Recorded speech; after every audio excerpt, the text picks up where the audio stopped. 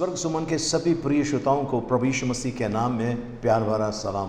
प्रियजनों, आइए आज हम परमेश्वर के वचन की तरफ चलते हैं और आज हम परमेश्वर के वचन में देखने वाले हैं अहंकारी के बारे में। अहंकारी जो होते हैं, अभिमानी जो होते हैं, उनके बारे में हम आज परमेश्वर के वचन में देखने वाले हैं। सो प्रियजनों, ये जो लोग हैं, अहंकारी जो लोग हैं, ये बहुत खतरे में हैं क्योंकि ये शैतान के लपेटे में आए हैं।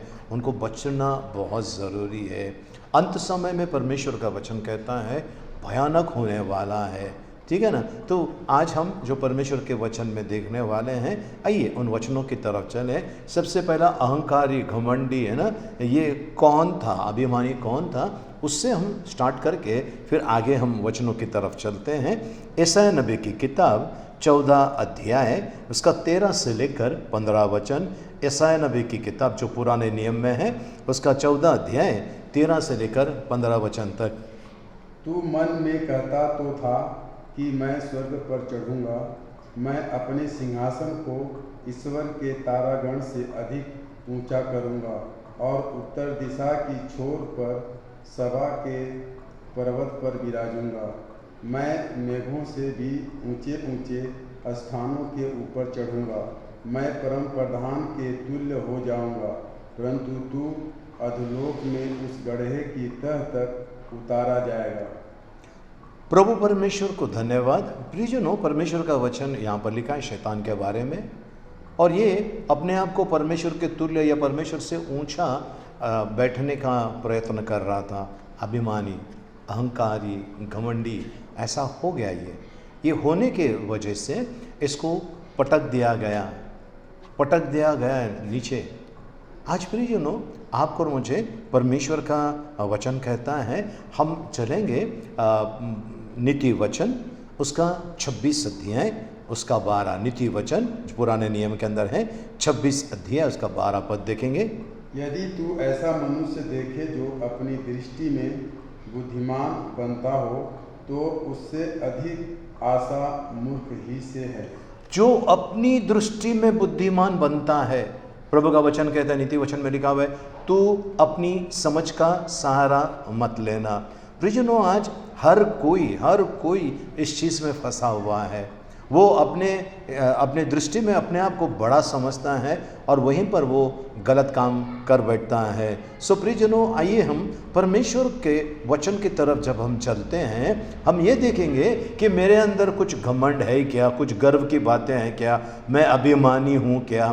तो ये जानना बहुत ज़रूरी है। प्रियजनों, गर्व और घमंड जो होता है ये नाश की तरफ लेकर जाता है, हमें नाश की तरफ, क्योंकि ये जो है ये शैतान के हथियार हैं और ये हमारे अंदर डाल देता है। अगर ये हथियार हमारे अंदर आ गए तो प्रियजनों, हम परमेश्वर को अपनाते नहीं, ठुकरा देते हैं, क्योंकि ये जो आदतें हैं, ये जो चीज़ें हैं, ये शैतान की है, परमेश्वर की ओर से नहीं है। और जो ये अभिमानी लोग होते हैं, अहंकारी लोग होते हैं, इनको परमेश्वर से लेना देना नहीं है, परमेश्वर उनके लिए कुछ भी नहीं है। भजन संहिता 10 अध्याय उसका 4 वचन में इस तरह से लिखा हुआ है। भजन संहिता पुराना नियम 10 अध्याय उसका 4 वचन। दुष्ट अपने अभिमान के कारण कहता है कि वह लेखा नहीं लेने का। दुष्ट अपने अभिमान के कारण कहता है कि वो यानी परमेश्वर लेखा नहीं लेगा जी। उसका पूरा विचार यही है कि कोई परमेश्वर है ही नहीं। उसका विचार ये है कि कोई भी परमेश्वर है ही नहीं। मतलब शैतान इस तरह से राज्य करता है। प्रियजनों, आपके और मेरे सामने कितना बड़ा उदाहरण परमेश्वर ने रखा है। शैतान जो अपने आप को परमेश्वर के तुल्य समझने लगा और ऊंचा वो करने लगा, और क्या हो गया, उसको पटक दिया गया। प्रियजनों, आज आप और मैं पता नहीं हमारे गर्व और घमंड के कारण या हमारी झूठी शान के कारण हमने कितना धोखा खाया है, कितनी बार हमारी बेइज्जती हुई है, कितनी बार लोगों ने हमको भला बुरा कहा है, या लोगों ने उनका रिश्ता हमारे साथ तोड़ दिया है क्योंकि उनको ऐसा लगता है कि ये व्यक्ति किसी काम का नहीं है।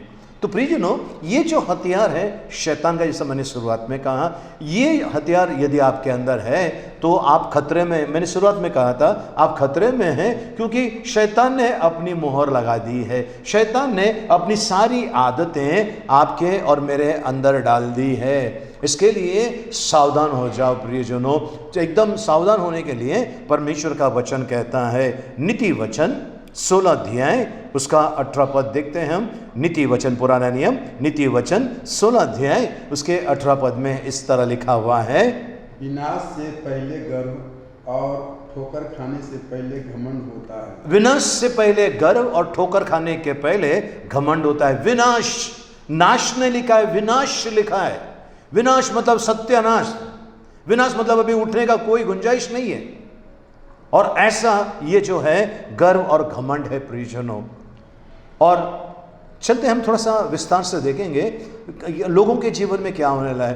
प्रभु का वचन कहता है अंतिम दिनों में, अंतिम दिन आपका मेरा हो सकता है, अंतिम दिन इस दुनिया का हो सकता है। प्रियजनों, अंतिम दिनों में क्या होने वाला है, देखिए कैसे लोग, क्या क्या लोगों के अंदर शैतान अपना हथियार डाल रहा है। 2 तिमोथी 3 अध्याय 1 से लेकर 4 वचन तक। 2 तिमोथी 3 अध्याय 1 से लेकर 4 वचन तक। जी, पर यह जान रख कि अंतिम दिनों में कठिन समय आएंगे। अंतिम समय में, है ना, अंतिम दिनों में कठिन समय आने वाले हैं। जी, क्योंकि मनुष्य अपस्वार्थी, लोभी, डिंगमार, अभिमानी, निंदक, माता पिता की आज्ञा टालने वाले, कृतज्ञ, अपवित्र, दया रहित, क्षमा रहित, दोष लगाने वाले, असहनी, कठोर, भले के बैरी, विश्वासघाती, ढीठ, घमंडी और परमेश्वर के नहीं वरन सुख विलास ही के चाहने वाले होंगे। परमेश्वर के नहीं सुख विलास के चाहने वाले। प्रियजनों, मैं आपसे सवाल पूछना चाहता हूं, क्या आप इस जिंदगी से तंग आए हैं?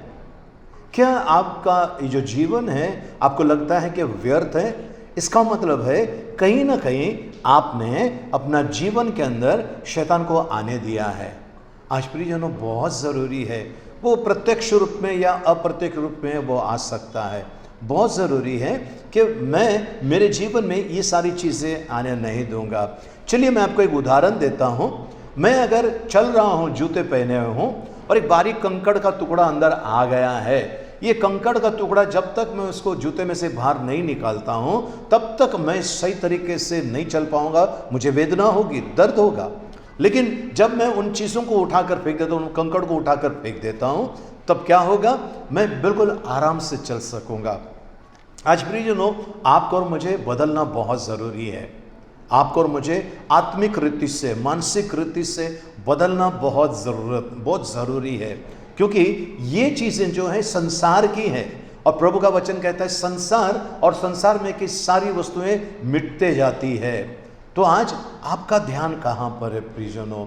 प्रभु यीशु मसीह आने वाला है, जल्द आने वाला है, और वो हर एक को उनके कामों के अनुसार प्रतिफल देने वाला है। तो प्रियजनों, मैं आपसे हाथ जोड़कर विनती करता हूँ, यदि आपके अंदर, जैसा हमने अभी पढ़ा 2 तिमोथी उसका 3 अध्याय 1 से लेकर 4 वचन तक, आपके और मेरे लिए चेकलिस्ट है, ये एक हमारे लिए एक सूची है कि इसके अंदर क्या है, क्या मैं ऐसा कर रहा हूँ, आपको तुरंत उसको बंद कर देना है, वरना प्रियजनों बहुत देर हो चुकी होगी। आपने नारियल का जो वृक्ष होता है उसको देखा होगा आपने, वो वृक्ष कुछ एकदम सीधा होता है, कुछ टेढ़ा होता है। जब वो टेढ़ा होने लगता है उस समय अगर उसको सपोर्ट देंगे तो वो सीधा हो जाएगा, पर आपने सपोर्ट नहीं दिया और वो टेढ़ा हो गया, फिर आप उसको कभी भी सीधा नहीं कर सकते हैं, कभी भी नहीं कर सकते। करने की कोशिश करेंगे शायद वो वृक्ष जो है ख़त्म हो जाएगा। तो इसके लिए आज आपको और मुझे, अगर एक बार हम टेढ़े मार्ग पर गए, फिर शायद हमें पश्चाताप करने का मौका मिले या ना मिले।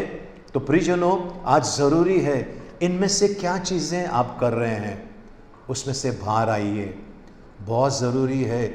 ये करने से आपके जो आशीर्वाद रुके हुए हैं, आपकी जो चंगाई रुकी हुई है, आपका जो काम आगे नहीं बढ़ रहा है, रुका हुआ है, मैं आपसे कहता हूँ प्रियजनों, परमेश्वर सच्चा है, वो आपके कामों में आशीर्वाद देगा। आपको बस इन चीज़ों से बाहर आना है।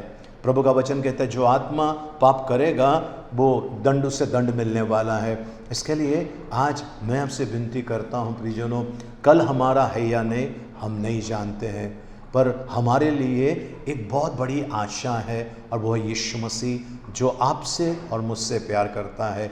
आप जो भी कोई भी क्यों ना हो, प्रभु आपसे प्यार करता है। आज जो मेरी आवाज़ सुन रहे हैं आप, मुझे देख रहे हैं आप, मैं आपसे विनती करता हूँ प्रियजनों, ये सारी चीज़ों से बाहर आइए, क्योंकि यही समय की पुकार है, यही परमेश्वर का वचन कहता है। आमेन। आइए हम प्रार्थना करें।